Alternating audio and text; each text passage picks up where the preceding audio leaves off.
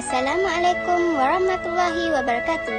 Saya Nur Izzati binti Ismail ingin menyampaikan peristiwa tentang Isra' dan Mi'raj. Kini kembali peristiwa Isra' dan Mi'raj, yang mana peristiwa ini mengisahkan tentang kronologi dan ibrah untuk kita hayati bersama. Peristiwa ini mengisahkan perjalanan Rasulullah SAW bermula dari Masjidil Haram Mekah menuju ke Baitul Maqdis Palestin dan terus ke Sidratul Muntaha sehingga bertemu Allah Subhanahu wa taala. Jadi, mari kita ikuti kronologi peristiwa ini. Peristiwa ini berlaku pada bulan Rajab, iaitu 27 Rajab.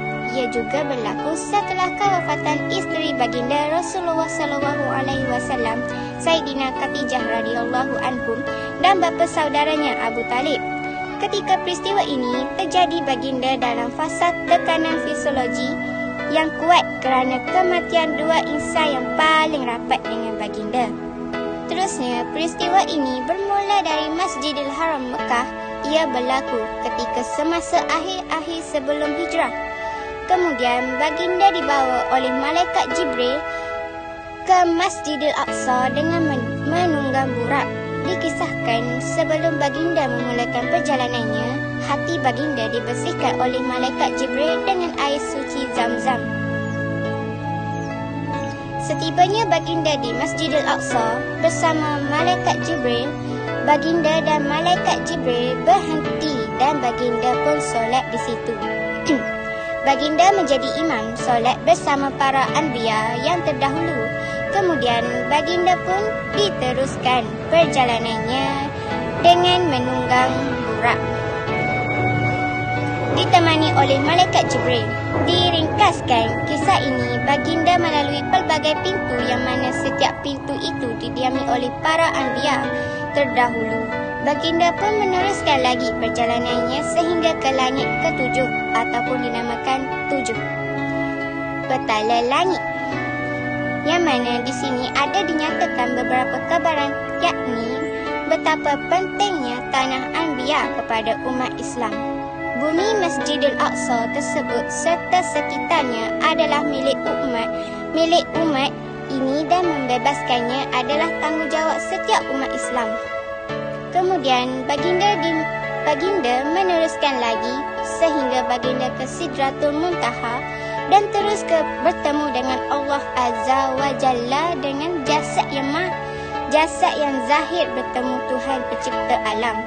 Dari pertemuan itu, baginda menerima wahyu dan perintah dari Allah Subhanahu wa taala, iaitu penerimaan ibadah solat, yang mana ketika itu baginda diperintahkan solat sebanyak 50 waktu, kemudian dikurangkan menjadi 10 waktu. Akhirnya dikurangkan sebanyak 5 waktu. 5 waktu yang kini kita lakukan setiap hari, iaitu subuh, zuhur, asar, maghrib dan isyak. Setelah itu, baginda pulang ke Masjidil Haram. Baginda dijalankan hanya 1 malam sahaja. Kemudian baginda menyampaikan wahyu perintah Allah solat 5 waktu kepada umat di Mekah. Ketika itu ada yang percaya dan ada yang tidak percaya, sehingga ada yang murtad dari Islam.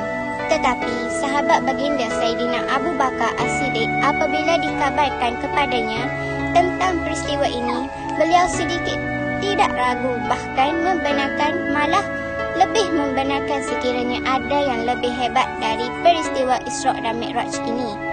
Sejak itu, beliau diberi gelaran As-Siddiq yang memberi maksud yang membenarkan.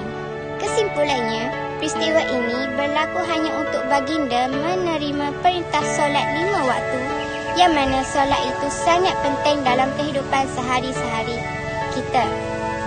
Ketika hari perhitungan kelak, solat inilah yang akan disoal dahulu sebelum yang lainnya. Hanya 5 waktu dalam setiap hari, tetapi walaupun hanya sebanyak 5 kali sehari, itu pun masih ramai umat Islam yang tidak melanggar perintah Allah ini. Cuba bayangkan betapa sedihnya baginda melihat umatnya yang meninggalkan solat. Ia umpama tidak menghargai pengorbanan dan kesusahan Rasulullah ketika menerima perintah tersebut. Semoga kita tergolong dalam umat yang membuatkan Rasulullah tersenyum melihatnya. Wallahu alam. Terima kasih kerana menonton.